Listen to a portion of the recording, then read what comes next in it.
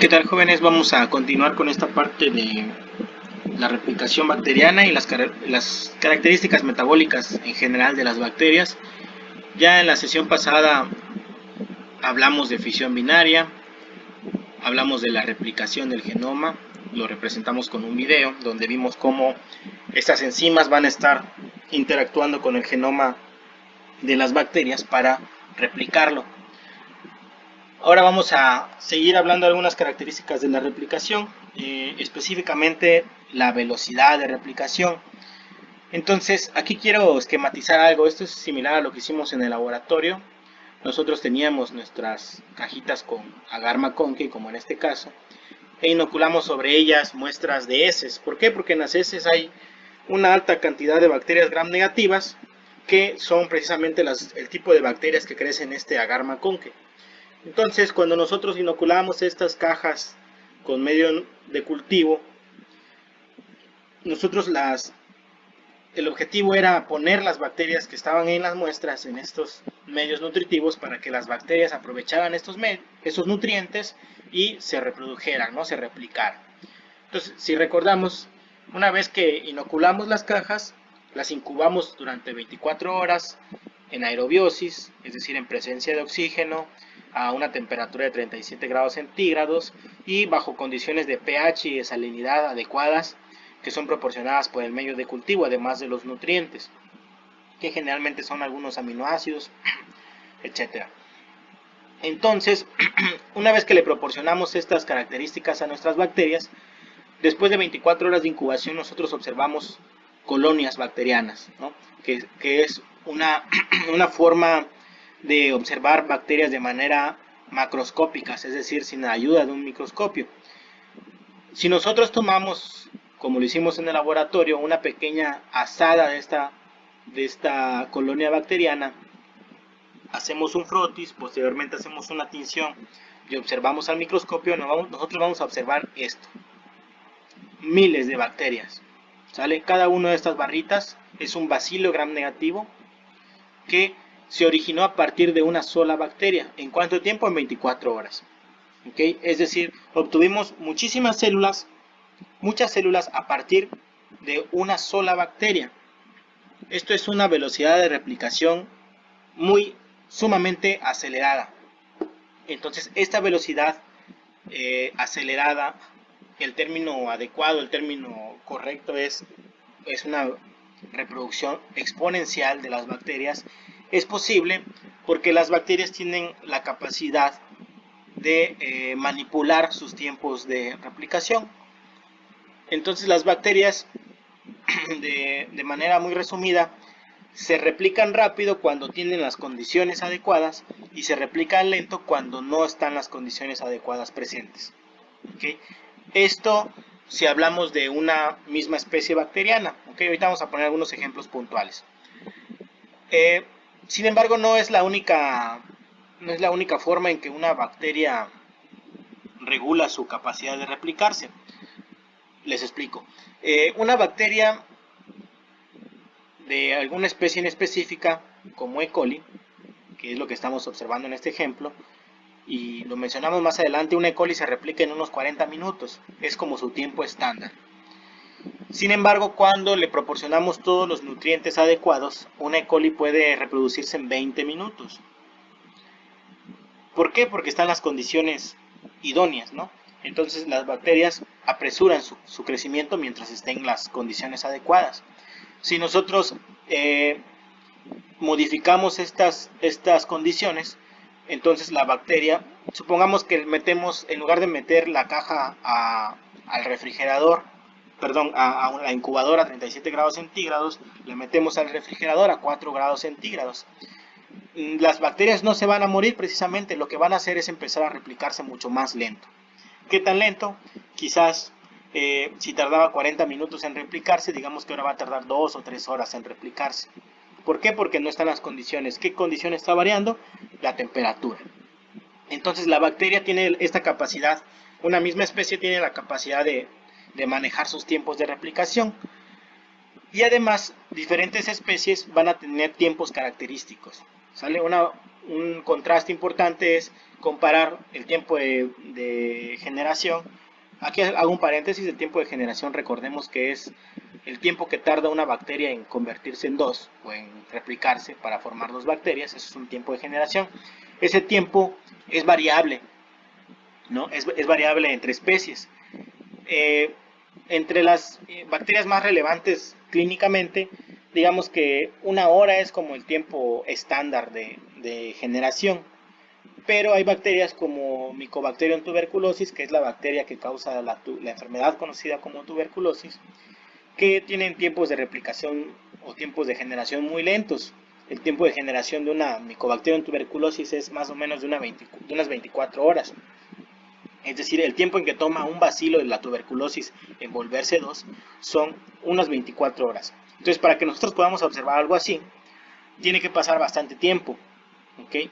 Entonces, veamos, es el tiempo de generación de una E. coli, que es de 40 minutos, versus el tiempo de generación de una Mycobacterium tuberculosis, que es de 24 horas. En una bacteria como E. coli, nosotros, después de inocular e incubar durante 24 horas, podemos ver colonias. ¿Sale? ¿Por qué? Porque durante 24 horas pasan muchas generaciones. ¿Y cuántas generaciones pasan?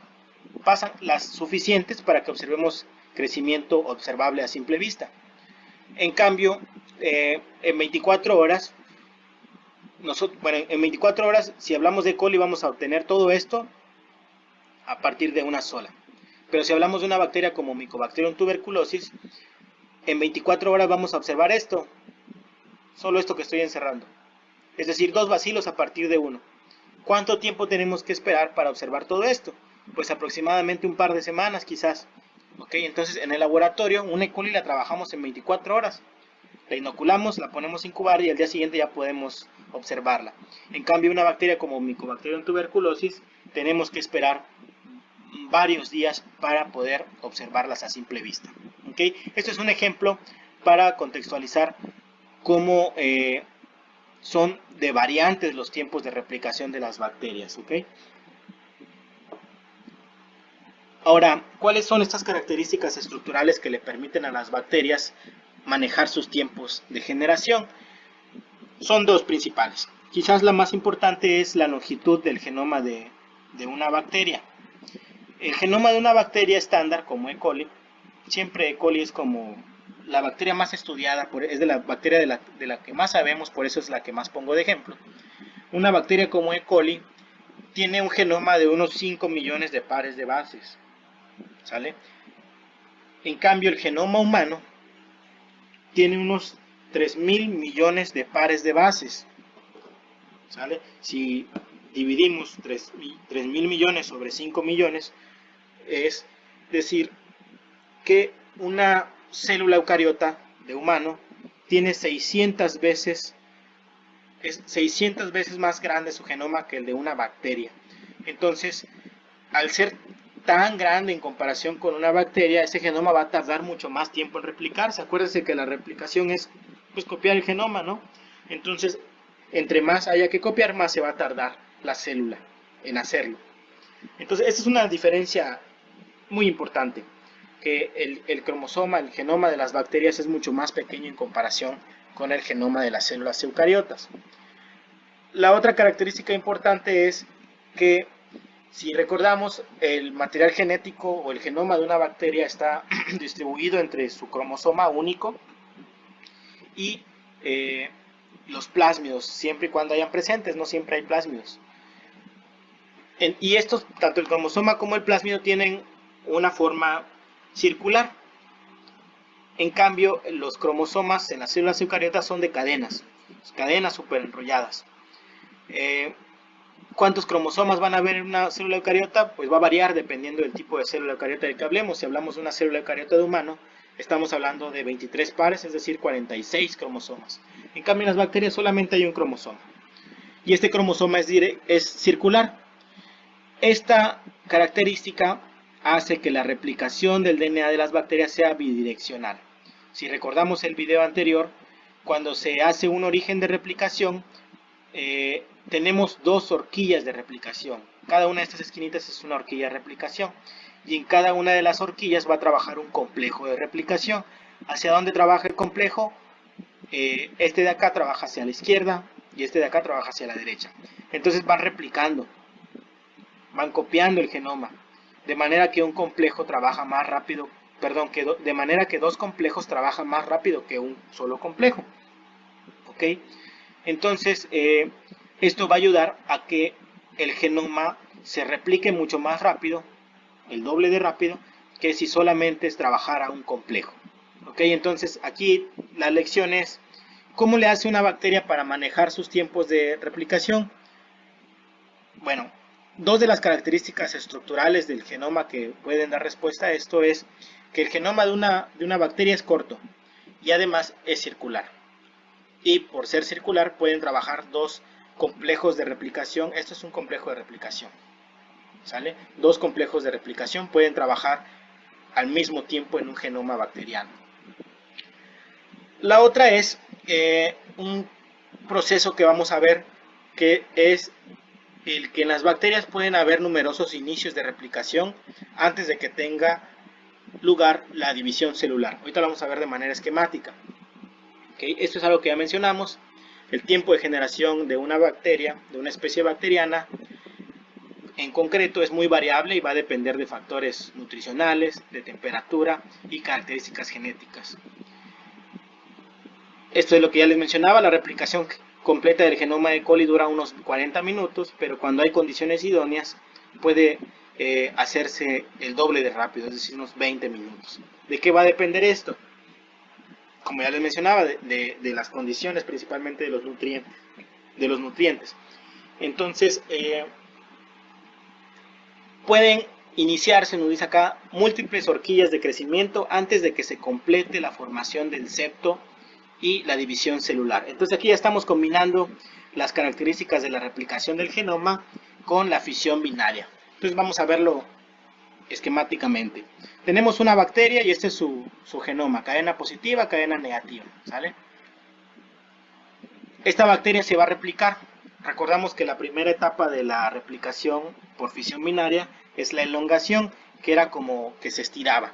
Y mientras se va estirando, es decir, va produciendo todos sus componentes más rápido para hacerse más grande, digamos que está preparándose para replicarse, para pasar a ser dos bacterias.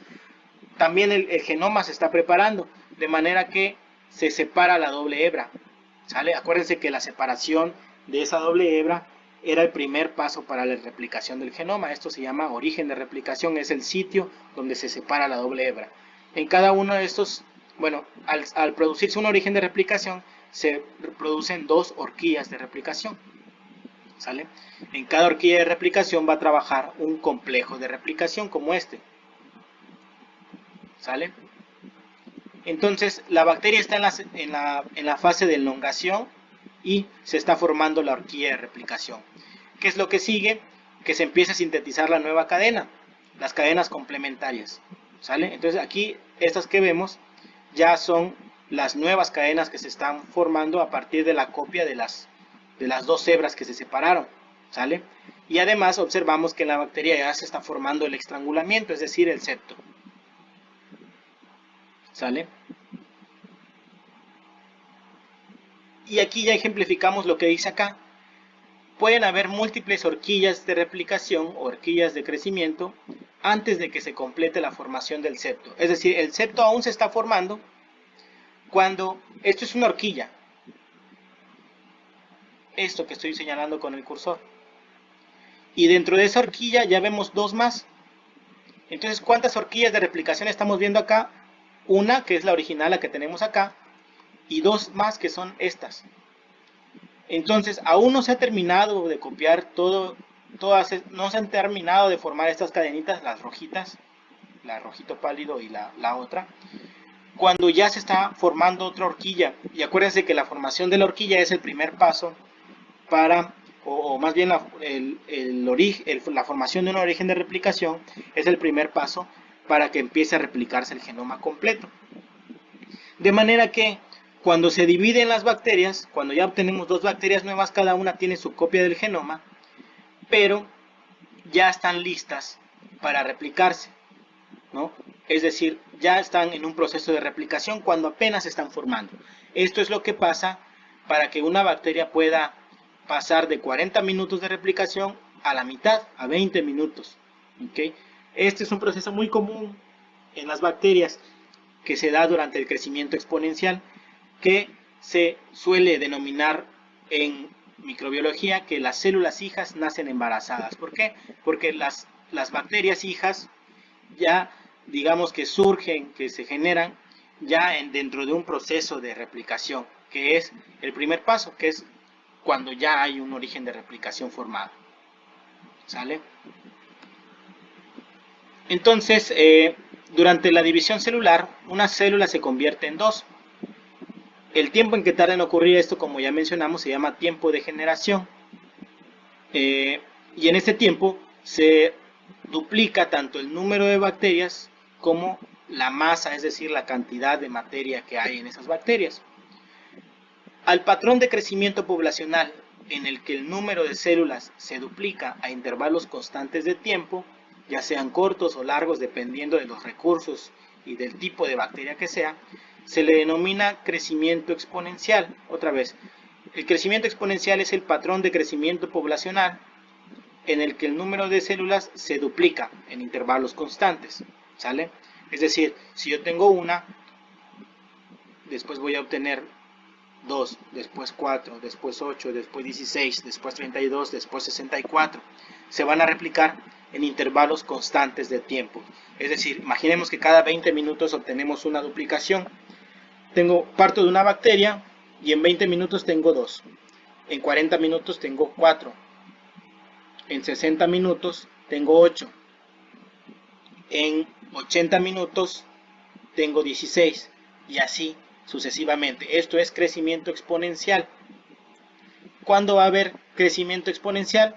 Cuando hay los nutrientes suficientes, ¿sale? Entonces dice, una bacteria en un sistema con nutrientes limitados no puede crecer de manera exponencial indefinidamente. ¿Por qué? Porque si los nutrientes son limitados y la bacteria continúa creciendo de manera exponencial, obviamente esto es un tipo de crecimiento, es un tipo de replicación que exige muchos nutrientes. Si la bacteria continúa creciendo de esta manera exponencial, los nutrientes va a llegar el punto en el que se va a acabar. Se van a acabar estos nutrientes, ¿no? Y eso es lo que pasa, por ejemplo, en los medios de cultivos. ¿Se acuerdan que yo les mencionaba que tenían que ir a sacar sus bacterias de la incubadora a las 24 horas? Porque a las 24 horas nosotros tenemos bacterias, digamos, frescas. Pero si las bacterias siguen en estas condiciones adecuadas de crecimiento, las bacterias siguen creciendo. Van creciendo más. ¿Por qué? Porque hay suficientes nutrientes y las condiciones de temperatura son adecuadas. Entonces estas bacterias pueden empezar, va a llegar el punto en que se acaban los nutrientes, se mueren las bacterias y empieza un proceso ahí de putrefacción, digamos, y empieza a oler mal la incubadora. ¿Por qué? Porque le proporcionamos todas las características adecuadas a las bacterias para que crecieran hasta que se acabaron los nutrientes. ¿Okay? Entonces estos medios nutritivos son fuentes de nutrientes limitadas. ¿Hay muchos nutrientes? Sí, pero no quiere decir que porque haya muchos las bacterias van a crecer indefinidamente. Las bacterias van a crecer de manera rápida, de manera exponencial hasta que se los acaben. Es a lo que se refiere esta diapositiva, ¿no? Una bacteria en un sistema con nutrientes limitados no puede crecer de manera exponencial de manera indefinida. Va a llegar el punto en que se acaben los nutrientes y va a cesar la velocidad, va a menguar la velocidad en que se replica la bacteria. Entonces, esta es la famosa curva de crecimiento de las bacterias. Yo ya les había mencionado en el primer video que cuando hablamos de crecimiento bacteriano nos referimos de un crecimiento poblacional, no de un crecimiento individual, ¿sale? Crecimiento bacteriano no significa que una bacteria chiquita se haga grandota. Crecimiento bacteriano significa que aumenta la cantidad de células bacterianas en una población de bacterias. Entonces, esta es la famosa curva de crecimiento bacteriano. Aquí les hago un paréntesis, es una curva con medios nutritivos o medios nutricionalmente limitados, es decir, medios que se acaban. ¿Ok? Entonces, esta curva incluye cuatro fases que las tenemos que aprender, que son la fase de latencia, la fase exponencial, la fase estacionaria y la fase de muerte. Entonces, digamos que aquí partimos, aquí nos habla de un logaritmo, pero vamos a suponer que partimos de una bacteria. Entonces, esta bacteria va a tener, digamos, cierta resistencia a crecer hasta números grandes, digamos, ¿no? ¿Por qué? Digamos que de aquí hasta acá tenemos, que les gusta, unas 500 bacterias. Para que lleguemos de 1 a 500 bacterias va a ser un tiempo tardado. ¿Por qué? Porque empezamos de 1, luego 2, luego 4, luego 8, luego 16, luego 32, luego 64, 128, y así sucesivamente vamos a ir subiendo la velocidad, pero al principio de las duplicaciones vamos a tener números pequeños, 2, 4, 8, 16. Va a llegar un momento que de 1000 vamos a tener 2000, luego 4000, luego 8000, es decir, la cantidad de bacterias va a subir de manera muy exacerbada. Entonces, el tiempo durante el cual estas bacterias se están duplicando pero todavía no alcanzan una cantidad importante es el tiempo de latencia. Cuando ya alcanzan una cantidad importante, entonces el número de bacterias empieza a ascender de manera agresiva, digamos. Esto se conoce como fase de crecimiento exponencial.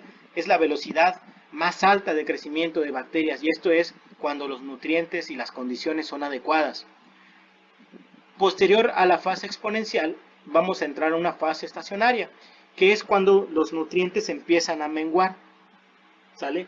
En esta fase hay un equilibrio entre las bacterias nuevas y las bacterias que se están muriendo, es decir, las bacterias que nacen y las bacterias que mueren, ¿ok? Por lo cual no vemos un incremento, ¿sale? Esta línea, digamos, estable, no significa que las bacterias que estén ahí dejen de replicarse o dejen de morirse, ¿sale? Las bacterias siempre van a estar en replicación constante, y una bacteria que ya no se puede replicar se muere, ¿sale? Entonces, cuando vemos esta línea estática, nos referimos a eso, a un equilibrio entre las bacterias que se están muriendo y las bacterias que están naciendo, por así decirlo. Más bien las bacterias que se están replicando y las bacterias que se están muriendo. Cuando pasa a esta fase estacionaria, que es una fase cuando empiezan a agotarse los nutrientes, cuando de plano se agotan los nutrientes o las condiciones cambian, lo que vamos a ver es la fase de muerte. Es la fase durante la cual las bacterias empiezan a morir más de lo que se reproducen. Es decir, tenemos más bacterias muertas que bacterias reproduciéndose, que bacterias nuevas, por lo cual la curva de bacterias vivas, digamos, empieza a caer, ¿sale? Les explico por qué hay dos curvas. Bueno, una de las curvas está hecha con turbidez, como tal, turbidez. La turbidez la vemos en los medios nutritivos líquidos, ¿sale? No hemos trabajado en medios nutritivos líquidos, pero hagan de cuenta que es como un medio nutritivo líquido, es como si tuviéramos en un tubo de ensayo jugo de manzana.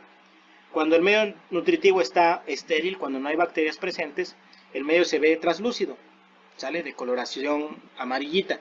Cuando empiezan a crecer las bacterias, empieza a hacerse más turbio. En cuanto más turbio, mayor cantidad de bacterias. Entonces nosotros podemos cuantificar la cantidad de bacterias por turbidez, como en la curva verde, o lo podemos hacer contando las bacterias, es decir, tomando porciones de este caldito, creciéndolas en agar, como este agar, y contando las colonias, ¿sale? El punto es que nos quedamos con esta curva, digamos. Esta es la curva de crecimiento de las bacterias, ¿sale? Entonces, ambas curvas representan lo mismo, únicamente son, digamos, diseñadas con diferentes métodos. Aquí le hagamos caso a la verde. Entonces, hay 4 fases en el crecimiento de las bacterias: la de latencia, la exponencial, la estacionaria y la de muerte. La de latencia, digamos que es una fase preparatoria para entrar al crecimiento exponencial. El crecimiento exponencial termina y empieza el crecimiento o la fase estacionaria, donde las muertes y las generaciones de nuevas bacterias se estabilizan, ¿sale? Y cuando las muertes empiezan a superar a las nuevas bacterias o a la generación de nuevas bacterias, entramos en la fase de muerte. Y esta fase de muerte se va a prolongar hasta que no quede ninguna sola célula viva, ¿sale? Con el paso del tiempo. Esto es lo que ya les mencionaba, las fases de crecimiento bacteriano reflejan las etapas por las que pasa una población de células, no las células individuales. ¿Okay? Entonces vamos a ver una animación de cómo se observa esto. Esto es una gráfica donde nosotros estamos describiendo el comportamiento de una población de bacterias. Ahora, si agarramos el microscopio y observamos esas bacterias, ¿cómo se van a ver? Es lo que vamos a ver aquí.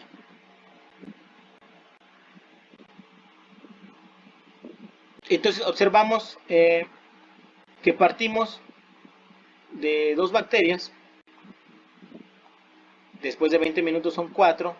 Después de 40 minutos ya son casi 8. Vean.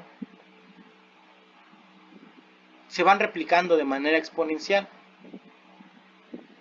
Después de 1 hora tenemos esta cantidad de bacterias. Digamos que esta es la fase de latencia. A pesar de que llevamos un tiempo considerable, todavía son bacterias que podemos contar. Pero posteriormente, cada 20 minutos, la cantidad va creciendo. Digamos que ahí seguimos en fase de latencia. Quizás ahí entramos en fase exponencial.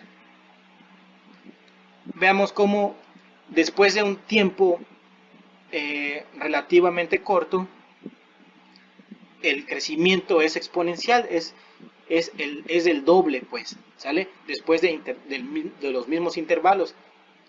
Si checamos acá las 2 horas de crecimiento,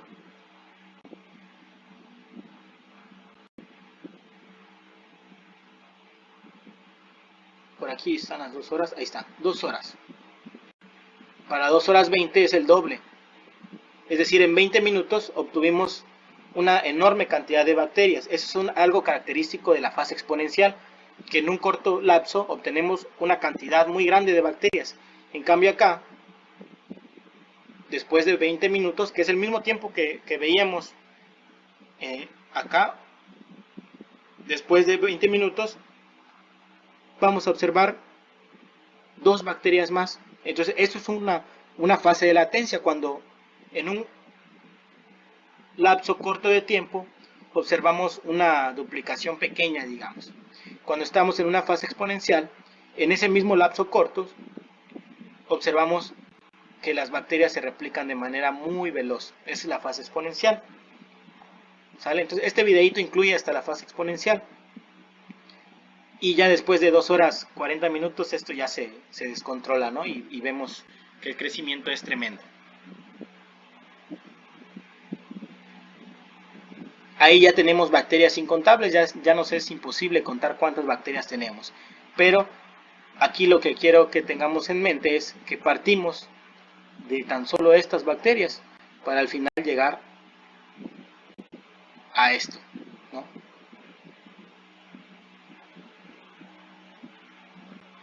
Y nos dice cuántas bacterias tenemos después de 24 horas. Miles seguramente. ¿Okay? Entonces este video nos ilustra, digamos, hasta la fase exponencial, que es hasta acá, ¿no? ¿Qué va a pasar después? Que los nutrientes se acaban, empiezan a morir algunas, ya poquitas se están replicando, hasta que dejan de replicarse y empiezan a morirse todas. ¿Ok? Entonces esto es bien importante, que nos aprendamos las 4 fases de crecimiento bacteriano. Ok, entonces es una forma de replicarse, la fisión binaria. La otra forma ya la vimos, hablamos de esporogénesis en las clases presenciales, pero es importante que lo mencionemos de nuevo, porque como bien decíamos, la esporogénesis es otra forma, o es otra de las situaciones en las cuales las bacterias deben de replicar su genoma. ¿Por qué? Porque una copia de ese genoma le va a quedar a la espora que se está formando, ¿sale? Solamente por eso mencionamos acá a la esporogénesis en esta porción de la replicación. Todas esas características ya las vimos en el parcial pasado.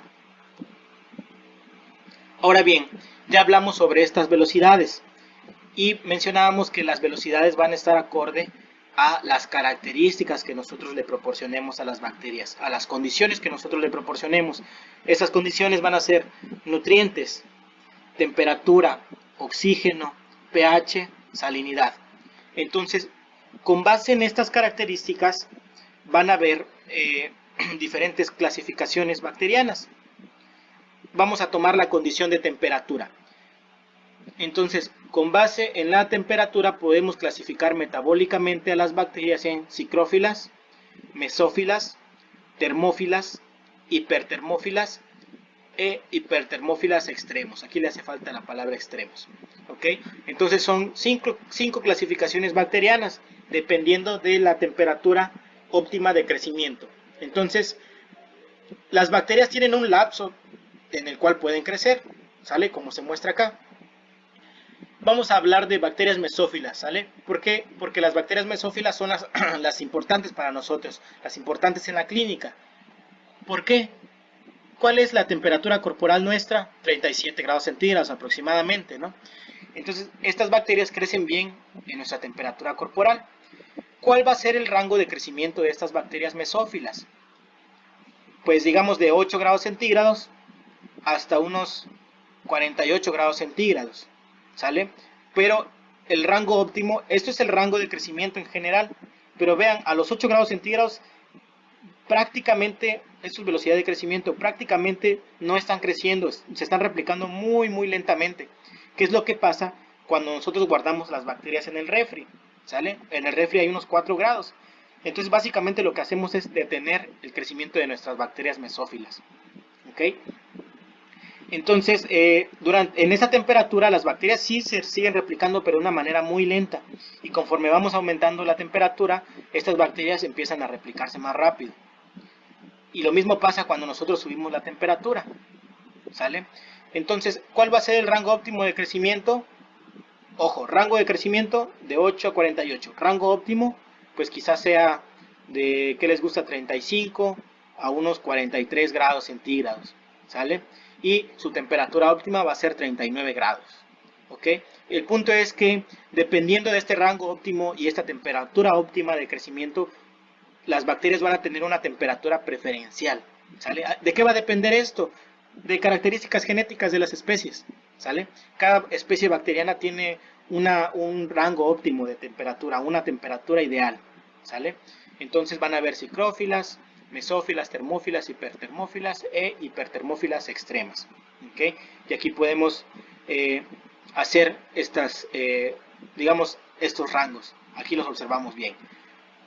Vean, estas psicrófilas aguantan hasta temperaturas menores a los 0 grados centígrados. ¿Sale? Y toleran hasta unos 12 grados centígrados. Más allá de eso, ya no pueden seguir replicándose. ¿Okay? Y lo mismo podemos analizar para las otras. Aquí lo que nos debemos de llevar es, otra vez, las bacterias van a crecer de manera ideal, así, dependiendo de las condiciones que les proporcionemos. Las condiciones principales son nutrientes, temperatura, pH, salinidad, ¿sale? Y disponibilidad de oxígeno. Entonces, dependiendo de estas características, nosotros clasificamos metabólicamente a las bacterias. La clasificación con base en temperatura es psicrófila, mesófila, termófila, hipertermófila y hipertermófila extrema. Aquí lo importante es que sí hay que aprendernos cuál es el rango óptimo de temperatura en el que crece cada clasificación. ¿Sale? La siguiente clasificación, que es con base en el pH. Esta es más sencillita. Van a haber bacterias neutrófilas, que viene de pH neutro. Las bacterias neutrófilas van a ser aquellas bacterias que crezcan de manera ideal en un pH de 7. ¿Sale? También hay rangos. Estas bacterias neutrófilas crecen de 5.5 a 8. ¿Sale? Es decir, 5.5 ya es un pH ligeramente ácido. Y 8 ya es un pH ligeramente básico, pero siguen cerquita de este intervalo de la neutralidad del 7, ¿no? Y una bacteria acidófila va a ser aquella que crezca por debajo de los 5.5. Y una bacteria alcalófila va a ser aquella que crezca de 8 para arriba. ¿Ok? Y vamos a ver varios ejemplos. Aquí hay varias bacterias, ¿sale? Entonces quizás las bacterias, como no las conocemos, no nos digan demasiado. Pero lo que sí es muy representativo es esto, ¿no? Y es algo que yo siempre les menciono a los alumnos de microbiología, que bacterias hay en todas partes, ¿sale? en toda superficie, en nuestras manos, en nuestro cuerpo, ahora mismo en la mesa donde estamos estudiando, hay miles de bacterias, ¿sale? ¿Por qué? Porque las bacterias están muy adaptadas a todas las condiciones de este planeta. Van a haber condiciones en el planeta ácidas, condiciones neutras, condiciones alcalófilas, y van a haber bacterias adaptadas a todas estas condiciones, ¿ok? Entonces vemos, por ejemplo, en suelos y aguas volcánicas, que son condiciones que para nosotros, por ejemplo, son muy inhóspitas. No sobreviviríamos en estas condiciones, pero van a haber bacterias acidófilas y seguramente hipertermófilas que van a poder sobrevivir en estas condiciones. Van a haber bacterias que pueden sobrevivir en vinagre, van a haber bacterias que pueden sobrevivir en el agua, en agua de mar, y van a haber bacterias que pueden vivir en pHs muy básicos. Esto es importante también clínicamente. Generalmente nosotros confiamos ciegamente en nuestras soluciones jabonosas, aprovechando este tema del coronavirus. Confiamos ciegamente en nuestras soluciones jabonosas. Estas soluciones jabonosas no es el hecho de que estén pues compuestas de jabón, no quiere decir que no se van a contaminar de bacterias. Hay bacterias que tienen la capacidad de tolerar estos pHs muy básicos, ¿sale? Incluso un buen ejemplo de estas bacterias que tienen esta capacidad y que pueden llegar a ocasionar problemas clínicos es una bacteria que se llama Pseudomonas aeruginosa. Es una bacteria que causa infecciones hospitalarias, o más bien infecciones asociadas a la atención a la salud, que es el término actual, el término adecuado. Esas bacterias pueden crecer en soluciones incluso con bajas concentraciones de cloro y soluciones jabonosas, lo que causa que quizás nosotros estemos lavando una herida, lavando instrumental, y resulta que esa bacteria que puede ocasionar infecciones en humanos está presente en esta solución jabonosa. Entonces, el que tengamos nosotros en cuenta este rango de crecimiento, que básicamente van a haber bacterias en cualquier pH, nos ayuda a ser precavidos, ¿sale? No quiere decir que todas las soluciones jabonosas van a estar contaminadas de bacterias. Si las recambiamos de manera constante, entonces podemos usar nuestras soluciones jabonosas de manera confiable, digamos, ¿sale? El punto es acá el ir asociando las características metabólicas de las bacterias con lo que hacemos día a día, ¿sale? La otra característica es la concentración de cloruro de sodio, la osmolaridad es el nombre adecuado. Entonces, esta clasificación es más cortita, digamos, vamos a clasificar a los organismos dependiendo de la capacidad de soportar diferentes concentraciones de cloruro de sodio. Entonces van a haber organismos no halófilos, como los que trabajamos en el laboratorio, que no toleran concentraciones altas de sal, ¿sale? Y van a haber organismos halotolerantes, que son aquellos que toleran algunas concentraciones elevadas de sal.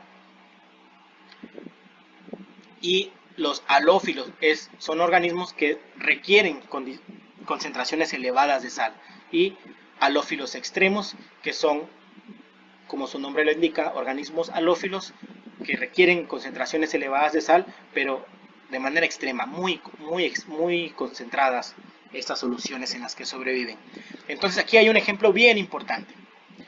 Si recuerdan, nosotros trabajamos dos medios de cultivos en el laboratorio. Uno de ellos era McConkey. Bueno, trabajamos varios, pero vamos a retomar dos. Uno de ellos era McConkey, donde crecían bacterias gram negativas, y el otro era Saline-Mannitol, donde crecían bacterias gram positivas. También les mencionaba que en el intestino tenemos una cantidad bastante representativa de Escherichia coli, y en la nasofaringe tenemos principalmente cocos, entre ellos Staphylococcus aureus, también algunos streptococos. Estos cocos son aerotolerantes. Nosotros íbamos a ver en nuestro medio Saline-Mannitol a cocos, no a gram negativas, como Escherichia coli. ¿Por qué? Precisamente el medio se llama sal y mannitol. ¿Por qué? Porque tiene una alta concentración de sal. Entonces, estas altas concentraciones de sal, digamos que deben estar en un 3% de salinidad, estos medios de cultivo sal y mannitol. estos 3% de salinidad no va a permitir el crecimiento de bacterias como E. coli. Entonces, si nosotros agarramos una muestra de heces y la sembramos en este medio de cultivo sal y manitol, no vamos a observar crecimiento. ¿Ok?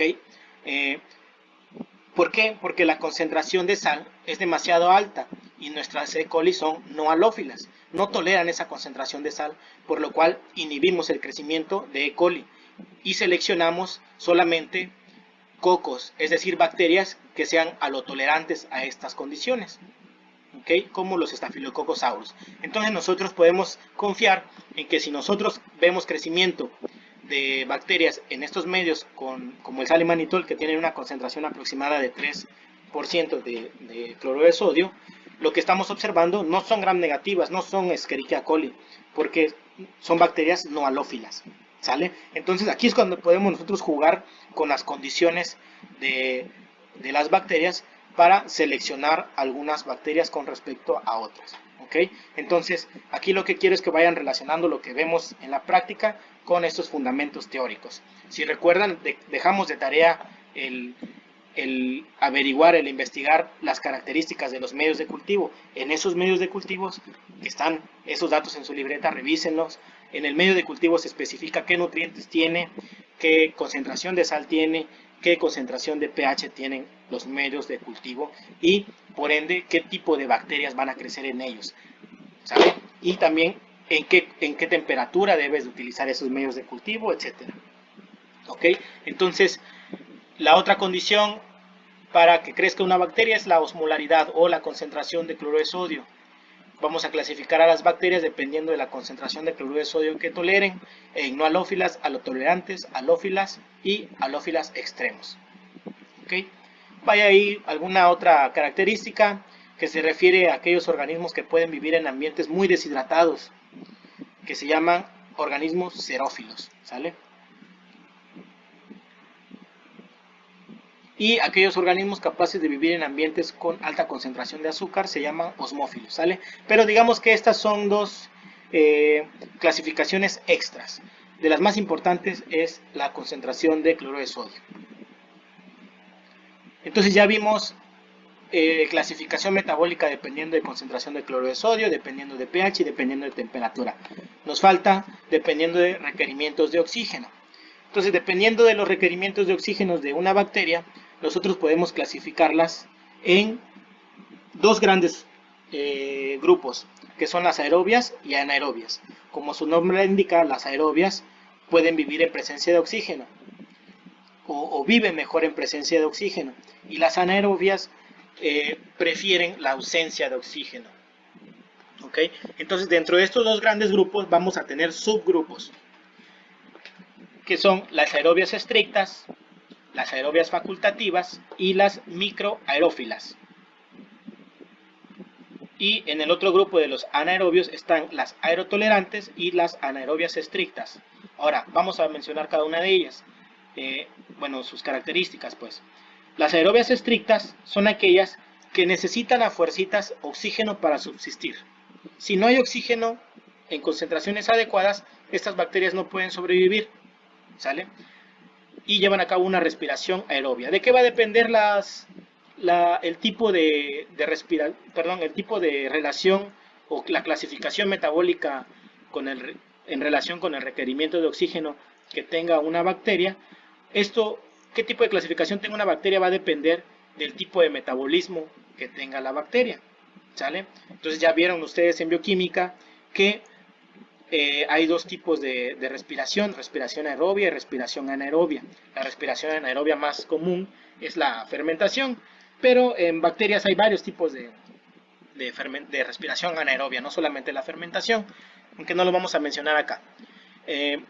Pero bueno, cada célula, cada organismo, cada especie tiene, digamos, un arsenal enzimático que le va a permitir llevar a cabo ciertas vías metabólicas.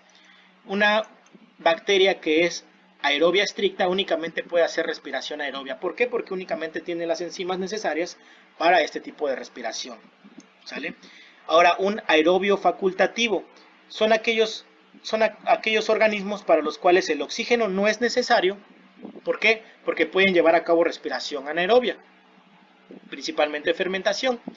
pero crecen mejor en presencia de oxígeno. Es decir, estas bacterias, este tipo de bacterias, tienen maquinaria enzimática suficiente para llevar a cabo respiración aerobia y para llevar a cabo respiración anaerobia. ¿Por qué van a crecer mejor en presencia de oxígeno? Bueno, si recordamos las clases de bioquímica del semestre pasado, vamos a tener en cuenta que la respiración aerobia es mucho más fructífera, digamos, mucho más beneficiosa en cuanto a obtención de ATPs, en cuanto a obtención de energía en forma de ATPs, en comparación con la respiración anaerobia, ¿sale? Entonces obtenemos mucho más ATP en presencia de oxígeno, por lo cual las bacterias crecen más rápido. ¿Por qué? Porque hay más energía en presencia de oxígeno. Entonces, las aerobias facultativas crecen mejor en oxígeno, pero no es absolutamente indispensable el oxígeno. Pueden crecer aunque no haya oxígeno. El otro tipo de bacterias aerobias son las microaerófilas, ¿vale? Son las bacterias para las cuales el oxígeno es necesario, pero en pequeñas cantidades. Es decir, en una cantidad menor a la concentración atmosférica, ¿sale? Y para este tipo de bacterias solamente tienen, digamos, la opción de hacer respiración aerobia. Ahora, las bacterias anaerobias, las bacterias aerotolerantes, para estas bacterias aerotolerantes no necesitan oxígeno porque llevan a cabo fermentación y no crecen mejor en presencia de oxígeno. ¿Por qué? Porque aunque haya oxígeno, no tienen la maquinaria enzimática necesaria para llevar a cabo respiración aerobia. Entonces, aunque haya oxígeno, pues no lo pueden aprovechar. Entonces, para las bacterias anaerobias aerotolerantes, el oxígeno no es tóxico, no las mata, pero tampoco les ayuda, ¿sale? Por eso son aerotolerantes. En cambio, las bacterias que son anaerobias estrictas tampoco van a aprovechar el oxígeno, no tienen la maquinaria enzimática para hacerlo. Pero la diferencia con las aerotolerantes es que en estas bacterias anaerobias estrictas el oxígeno es letal, es tóxico, ¿sale? Entonces, estas bacterias llevan a cabo respiración anaerobia por cualquier mecanismo, el más común es la fermentación. ¿Okay? Entonces, hacemos una recapitulación. Ya van varios términos. En función de temperatura tenemos estas 5 clasificaciones: psicrófilas, mesófilas, termófilas, hipertermófilas e hipertermófilas extremas. En función a pH tenemos neutrófilas, acidófilas y alcalófilas. En función a la concentración de cloruro de sodio o osmolaridad tenemos no halófilas, halotolerantes, halófilas y halófilas extremas. Y en función del requerimiento de oxígeno tenemos aerobias estrictas, aerobias facultativas, microaerófilas o aerobias microaerófilas y anaerobias aerotolerantes, anaerobias estrictas. ¿Okay? Entonces son términos nuevos, quizás un poquito difíciles de memorizar, pero yo estoy seguro que si los comprendemos y lo asociamos con lo que hacemos en el laboratorio y las repercusiones en la práctica clínica diaria, vamos a poder manejar estos términos. Ahora, esta actividad, bueno, ahorita vamos a mencionar las actividades que van a surgir de esta presentación, pero vamos a relacionar una bacteria aerobia estricta. Decíamos que es una bacteria que requiere oxígeno para vivir. Sin oxígeno no vive. ¿Cuál de ellas sería? Sería la opción A. Bueno, antes de especificar que en el tubo, esta parte, la parte más expuesta al aire ambiental, es la parte oxigenada. Es un tubo con medio nutritivo, ¿no? Aquí hay medio, es un caldo nutritivo donde las bacterias pueden crecer. Entonces, conforme bajamos, la cantidad de oxígeno disminuye, de manera que al fondo hay poco oxígeno y arriba hay mucho oxígeno. Entonces, las aerobias estrictas van a crecer acá, ¿sale? En la parte de arriba del tubo. ¿Por qué? Porque si bajamos, vamos disminuyendo la cantidad de oxígeno y a las bacterias, estas bacterias que son aerobias estrictas, necesitan oxígeno. Sin oxígeno no viven. Entonces van a crecer en esta parte. Y estas que se van a ir hasta el fondo son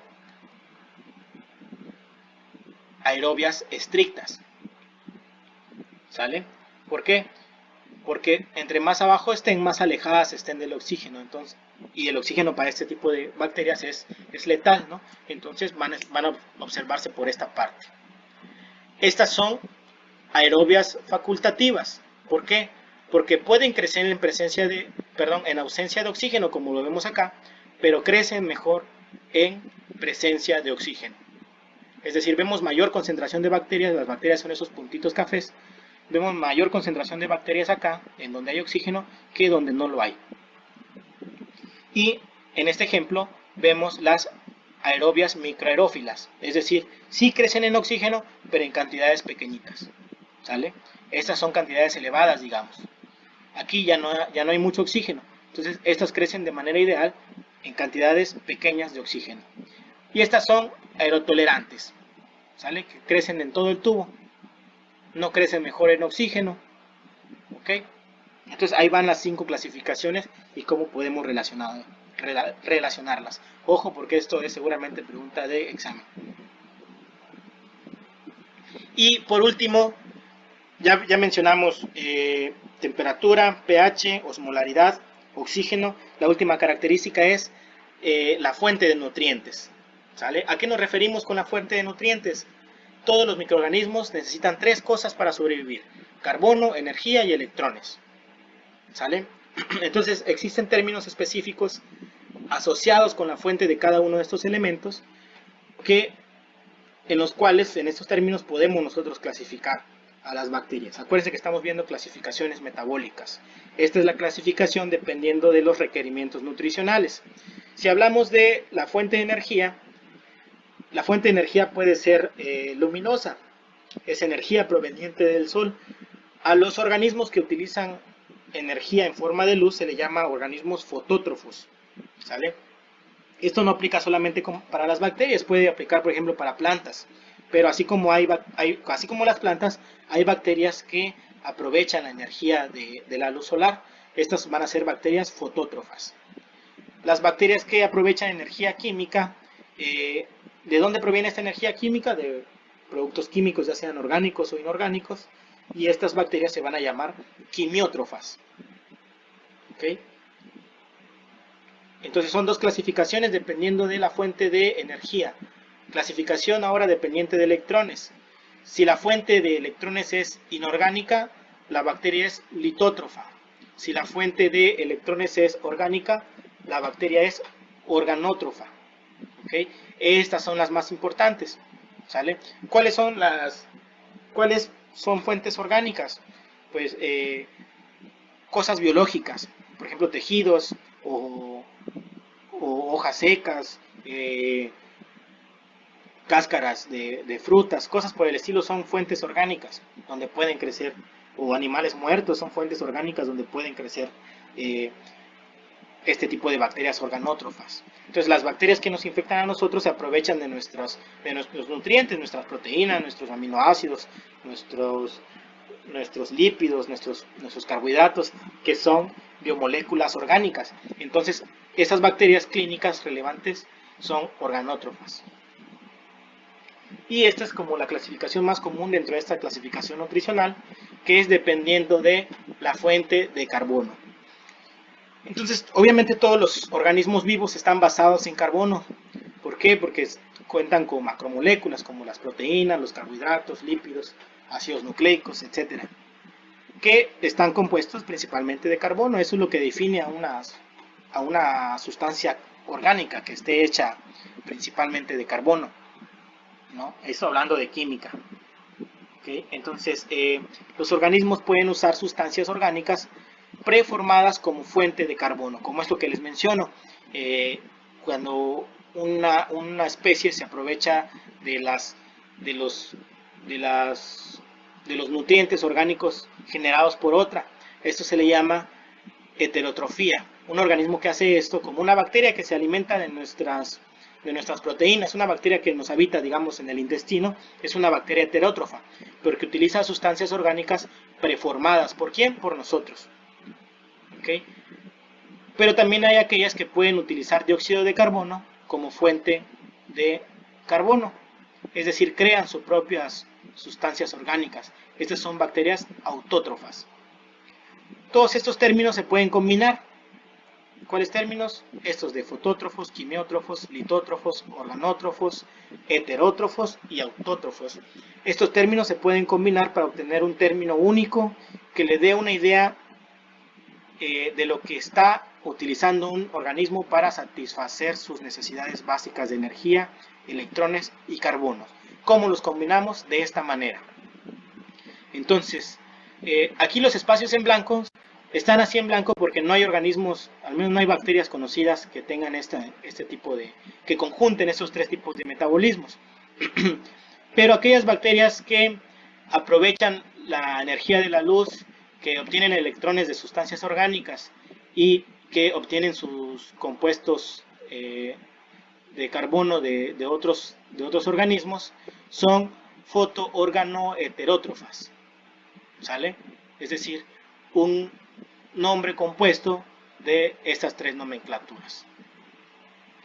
Una bacteria que aprovecha la luz, la luz como fuente de energía, que tiene sustancias inorgánicas como fuente de electrones y que genera sus propios compuestos carbonados, es una bacteria fotolitoautótrofa. Y así para las demás.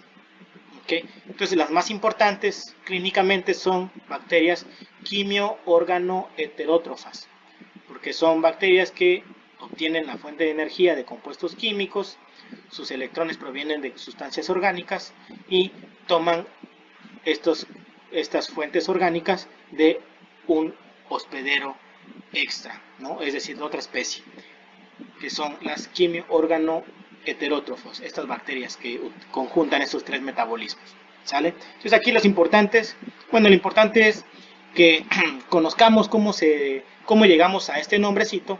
No es estrictamente necesario que nos aprendamos todos, quizás sí es necesario que sepamos que estas son las de relevancia clínica, ¿ok? Y obviamente el cómo llegamos a estas nomenclaturas, ¿ok? Entonces, para los fines de este curso, esto sería lo que debemos de conocer sobre la replicación de las bacterias, el crecimiento bacteriano y cómo este crecimiento va a ir en función de las 5 condiciones que vimos: temperatura, pH, osmolaridad, oxígeno y nutrientes. Y con base en cómo el crecimiento depende de estas 5 funciones, de estas 5 condiciones, nosotros podemos clasificar a las bacterias y su forma de crecer en estos tipos de ambientes, ¿ok? Entonces, esto sería esta parte del curso. Esperen el cuestionario y el video también en la sesión de Google Classroom.